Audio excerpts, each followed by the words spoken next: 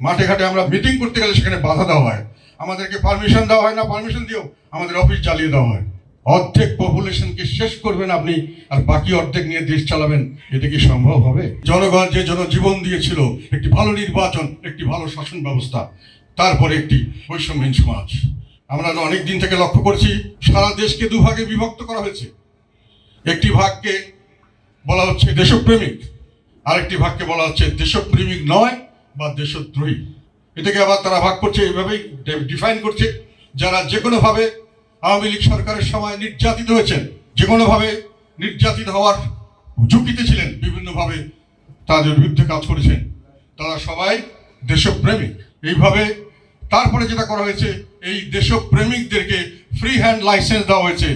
যে কোনো ধরনের মিথ্যা মামলা, ব্যক্তিগতভাবে তাদেরকে গালাগালি করা, তাদেরকে ম্যানুয়ালি তাদেরকে অ্যাসাল্ট করা, তাদের বাড়ি ঘরে অ্যাটাক করা, তাদের লুটতরাজ করা, এবং তাদের সহায় সম্পত্তি বাড়িঘর দখল করা, ব্যবসা সেন্টার দখল করা এবং চাঁদাবাজি করা, তাদের মেইল ফ্যাক্টরি আগুন দেওয়া, পার্টি অফিস জ্বালিয়ে দেওয়া, অর্ধেক মানুষের বিপক্ষে বিভিন্নভাবে অত্যাচার করার সুযোগ দিয়েছেন।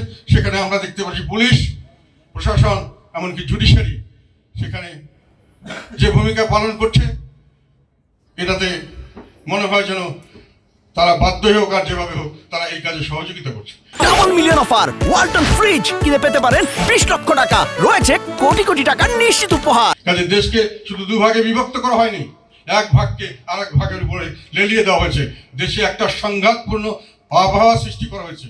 অর্ধেক পপুলেশনকে শেষ করবেন আপনি, আর বাকি অর্ধেক নিয়ে দেশ চালাবেন, এটা কি সম্ভব হবে?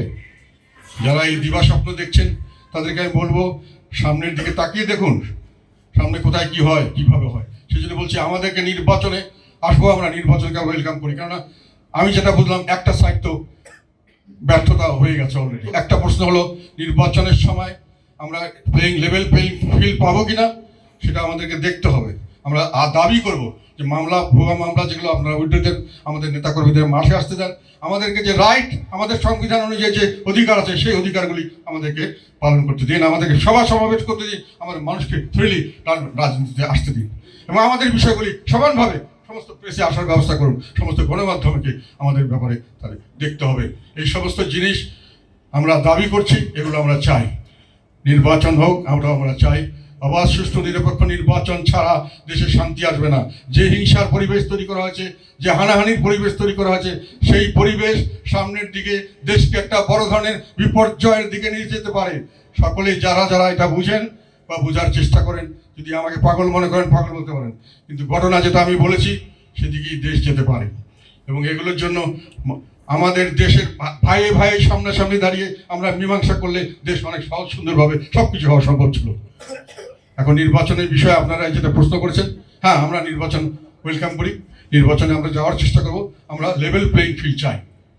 সেখানে প্রশ্ন আসছে যে নির্বাচনগুলি অবাধ, সুষ্ঠু এবং অন্তর্ভুক্তিমূলক হবে কিনা। আমাদের পার্টি যেমন এখন পর্যন্ত আমরা লেভেল প্লেইং ফিল্ড পাবো এরকম কোনো আমরা মনে করতে পারছি না।